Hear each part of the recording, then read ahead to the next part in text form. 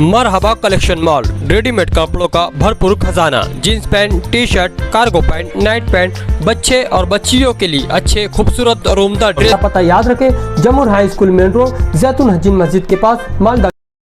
आज जिला स्तरीय पथक के माध्यम से यह मालेगांव तालुके में विभिन्न ठिकानी छापे मार के इसकी कार्रवाई अवैध गौन खनिज उत्खनन के ऊपर कार्रवाई की गई थी।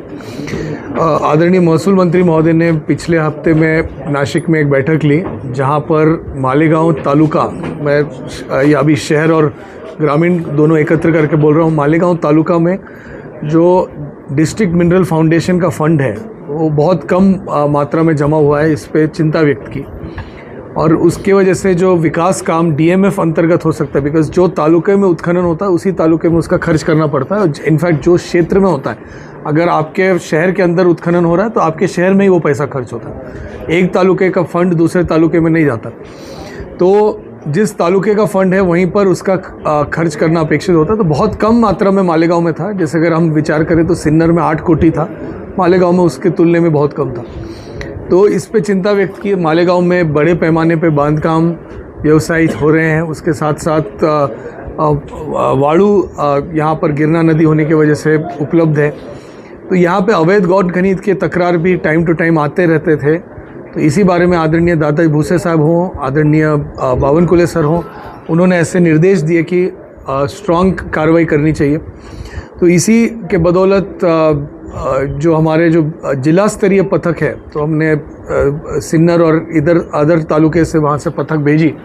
वहाँ के तहसीलदार के नेतृत्व में एक टीम आई और उन्होंने कुछ जगहों पे छापे मारे, जहाँ पर कुछ वो डिटेल्स वो आपको बता पाएंगे कि एग्जैक्टली कितने हैं। तो वहाँ पर जो भी मिला है उस पर जो हमारा जो गौन खनिज कायदा है 48 का सेक्शन है, कलम है, उसके अंतर्गत कार्रवाई की जा रही है। और जो भी दंडात्मक कार्रवाई अपेक्षित है वो करने की स्पष्ट निर्देश आदरणीय मंत्री महोदय भूसे साहब हो, आदरणीय बावनकुले सर हो, सबके तरफ से उपलब्ध है।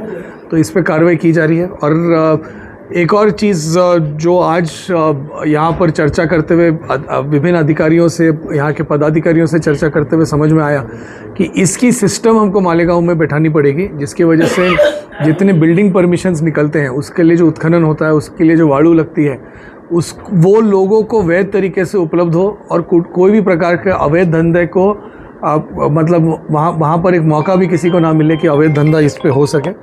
इसका मूल उद्देश्य यही है कि कोई भी प्रकार का वैध धंधा अगर हो रहा हो तो लोगों के लिए भी अनुकूल होता है। कोई भी सरकार का भी, महानगर पालिका का भी जो विकास निधि है उसमें कोई भी प्रकार का नुकसान नहीं होता है। और इसका तो ठेठ फ़ायदा, ये जो माइनिंग का फंड होता है उसका ठेठ फ़ायदा जो है वहाँ स्थानिक लोगों को होता है, बिकॉज वो फंड जाता है डिस्ट्रिक्ट मिनरल फाउंडेशन में, डीएमएफ करके एक फ़ंड होता है। और उसमें कुछ जिले जैसे हमारे चंद्रपुर जैसे ज़िले हैं, वहाँ 400 करोड़ रुपए जमा होते हैं। और नासिक में भी उसकी मतलब उसके तुलने में 40 करोड़ ही जमा होते हैं। तो उसको अगर हम बढ़ा सकें और मतलब ये अवैध को वैध कर सके तो शाला, आरोग्य, रास्ते इत्यादि बाकी भरपूर प्रकार के विकास काम मालेगांव शहर और आजू बाजू के परिसर में भी हो सकता है। सर, अभी बात है कि IHSDP जो आपकी कारपोरेशन की स्कीम थी, उसकी जो इमारतें बनाई गई है उसमें भी बड़े पैमाने पे खुदाई हुई है। वो लोगों ने पाए तक के खोद के लेके चले गए। ज्योति देवरे मैडम के वक्त में कार्रवाई हुई थी, उस पर अभी तक के कोई। तो हमने इस केस में जो एक्सकवेशन पे जो ये होता है रॉयल्टी का जो बात है, उसके लिए मालेगांव महानगर पालिका, जिले भर के सारे ग्राम पंचायत, नगर पालिका, नासिक और मालेगांव महानगर पालिका, उनके जो IPHS का जो वेबसाइट है और उस पर जो बिल्डिंग प्लान मैनेजमेंट सिस्टम का जो मॉड्यूल है उसमें किए गए उत्खनन, उसके अंदर दिए गए बिल्डिंग परमिशन और कंप्लीशन सर्टिफिकेट में इसका मैंने महानगर पालिका को ही बोला कि आप ऑडिट करके आप दो